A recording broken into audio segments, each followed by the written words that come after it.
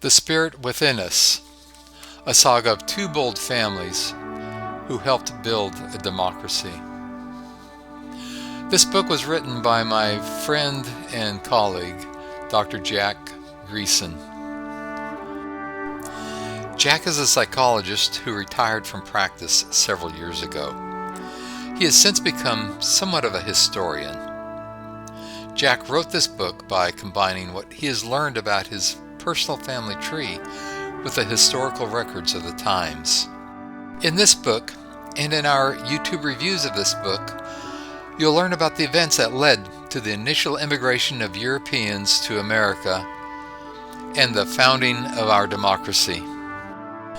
We begin in Norway in 1402, where two families have made a choice that would echo for centuries.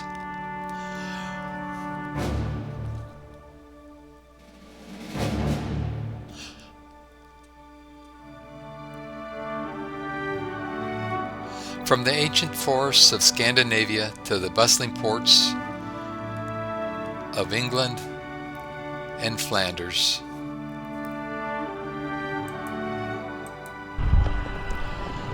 Through war, persecution, exile, and hope, they crossed oceans, braved the unknown, endured hurricanes, and carved out a future in the wilds of the New World. From the Delaware River Valley to the rugged frontier of the United States Northwest Territory, they didn't just survive, they helped shape a democracy. The Spirit Within Us, a saga of two bold families who helped build a nation. Based on true lineage, rooted in courage and told across the centuries. This book begins with the story of Niles, a young man, the son of a farmer living in Norway in 1420, who sets off to begin his life with a woman who has won his heart. Let's let Jack tell us a bit about his story. Our story begins. Most people in the United States, in fact, probably a lot of people in the world, don't understand where their family's origin was.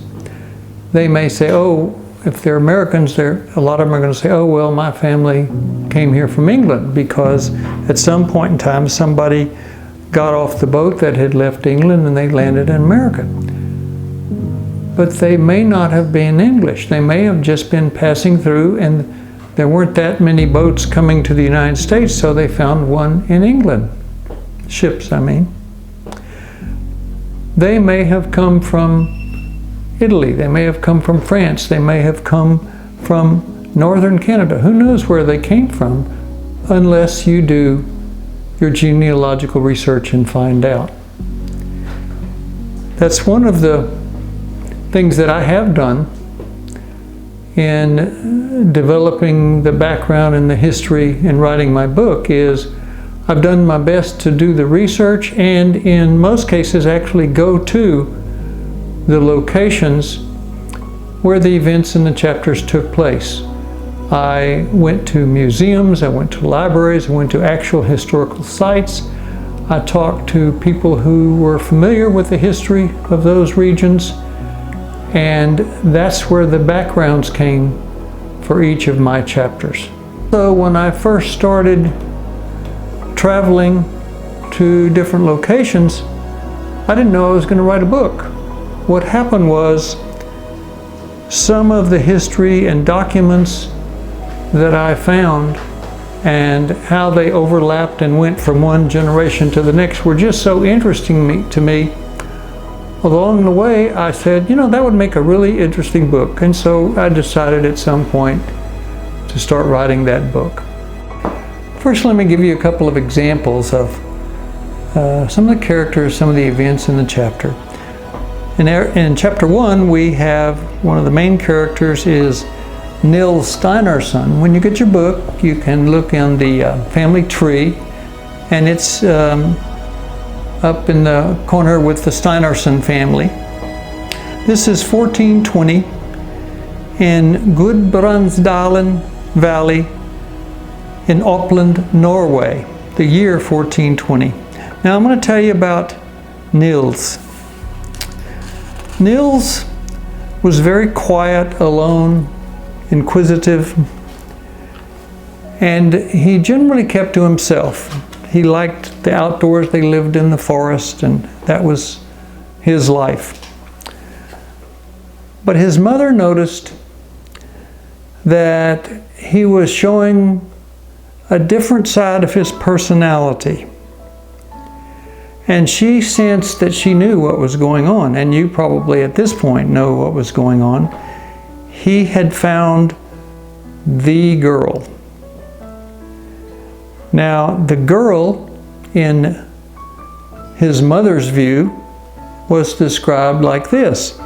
Page 2. Fair but sturdy, good to make babies, she thought. And that red hair. She suspected that Nils liked that in her. So Nils started going places that he hadn't gone very frequently and spending time with this young lady. And it didn't take very long and he fell in love with her.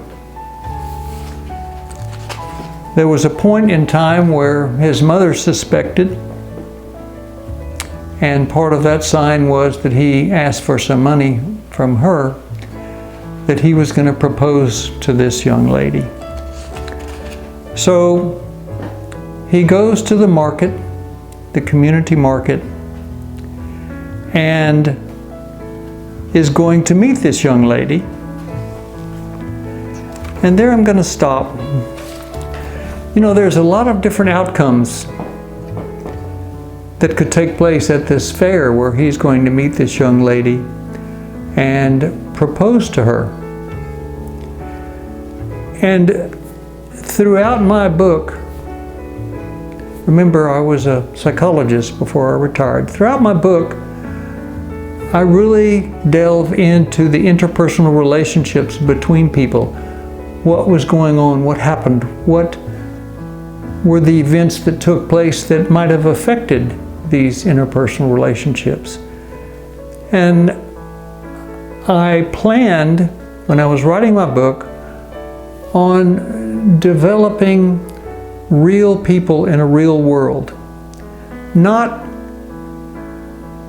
the history of politics, not the history of the presidents, not the history of the generals, not what happened in this battle, but the real everyday life of everyday characters. That's what my book is about, and that's how I'm explaining and putting details into their history.